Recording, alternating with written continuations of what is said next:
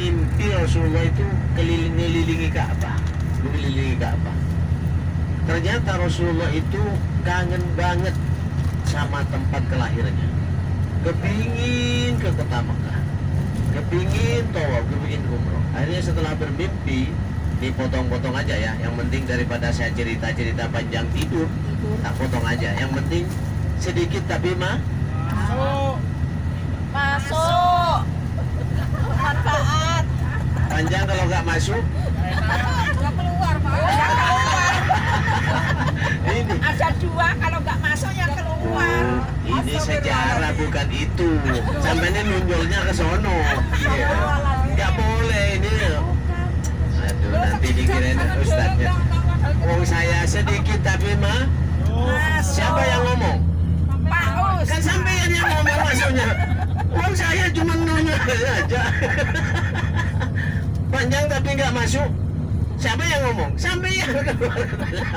Wong saya tanya tuh.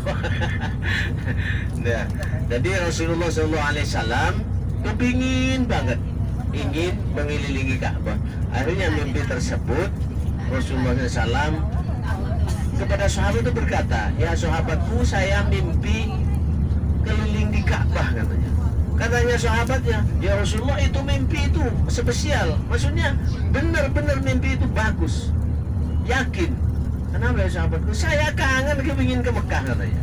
Akhirnya Bapak Ibu, setelah Rasulullah mempersiapkan diri dengan para sahabatnya, sekitar 1.400 pasukan sahabat Rasulullah berangkatlah dari kota Madinah menuju ke kota Mekah. Sampai mendekati Hudaybiyah, di orang Mekah ini mendapat kabar bahwa Rasulullah dari kota Madinah sudah bersiap-siap ingin berperang. Padahal Rasulullah cuman ingin umroh. Memang Rasulullah itu membawa pedang tapi di dalam sarungnya. Akhirnya Bapak Ibu, berhentilah di Masjid Hudaybiyah tersebut. Rasulullah menyuruh Sayyidina Umar, ya Umar, berangkatlah ke kota Mekah, kasih tahu kepada beliau bahwa kita ini berangkat dari kota Madinah tidak ingin berperang tapi ingin melaksanakan ibadah umroh. Namanya Sayyidina Umar, setan aja takut. Ya Muhammad, kalau saya sampai ke kota Mekah, orang Mekah masih ngomong gitu, tak tepas sekalian lehernya. Suruhlah Sayyidina Utsman, karena Sayyidina Utsman itu orangnya lemah lembut dan banyak keluarganya di sana. Akhirnya menyuruh Sayyidina Utsman bin Affan sampai di kota Mekah. Sayyidina Utsman ini nggak muncul-muncul, nggak datang. Sampai dikabarkan Sayyidina Utsman ini dibunuh oleh orang kafir Mekah. Setelah itu Bapak Ibu, Rasulullah mendengar bahwa Sayyidina Utsman ini sudah dibunuh, maka Masjid Hudaybiyah tersebut dinamakan Masjid Perjanjian. Pas berjanji, ya sahabatku, kesini semua, pegang tangan saya ini semua, ayo kita berjanji, kalau memang Sayyidina Utsman terbunuh, ayo kita siap berperang. Bahkan Sayyidina Utsman ini bisa disaksikan dengan tangan kirinya Rasulullah, biar nempel semua. Sudah berjanji di sana. Akhirnya Bapak Ibu sudah baca syahadat semua bahwa kalau Sayyidina Utsman dibunuh, kita wajib perang. Akhirnya datanglah tiba-tiba Sayyidina Utsman membawa temannya, orang kafir tersebut. Setelah bawa temannya Bapak Ibu, ini kamera ini Bu, bukan karena apa, ini kamera ini kalau kena dari tadi itu 300 real. Makanya supir tuh remnya mendadak. Kalau sudah ceps, itu masuknya ke HP-nya datang denda 300 real. Ya kalau satu kali, kalau dua kali terus ke Mekah Madinah nanti seperti itu. Jadi setelah itu Bapak Ibu, setelah melihat Rasulullah wudhunya begini, wudhunya caranya begini, sholatnya begini, pulanglah temannya Sayyidina Utsman tersebut. Gimana ya sahabatku, kata orang kafir, wah di sana itu tidak ada yang raja-raja di sini dihormatin sama anak buahnya. Kalau Muhammad di sana itu orangnya semua tawadhu kepada mereka, tunduk kepada mereka, nggak ada apa-apanya di sini. Apa kata temannya mereka? Kamu sudah kena sihir sama Muhammad ya. Ada orang kafir yang seperti itu dulu. Makanya sekarang ini kan ada sihir-sihir itu.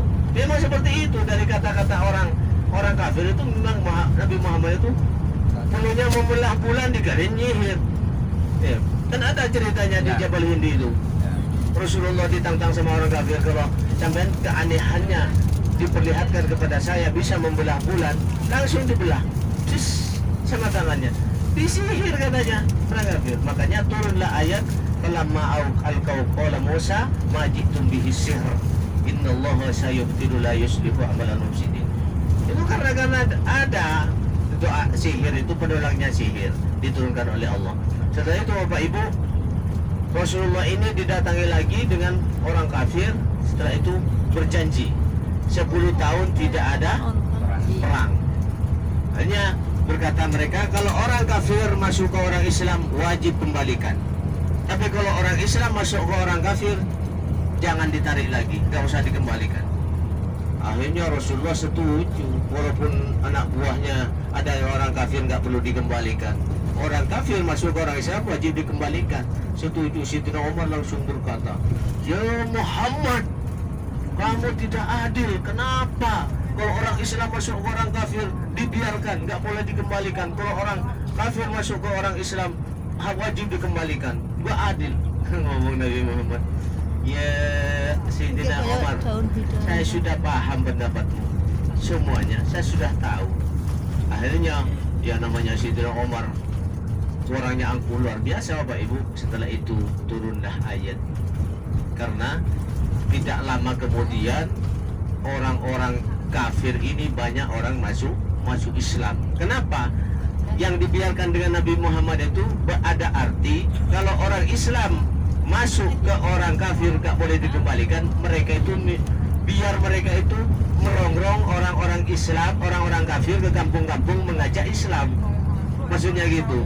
Kenapa kalau orang kafir masuk ke orang Islam disuruh ditarik kembali, dibiarkan sama Nabi Muhammad? Takut mereka itu menjadi orang munafik, pura-pura Islam tapi membawa kekafiran. Akhirnya dibiarkan. Akhirnya semuanya orang kafir itu masuk.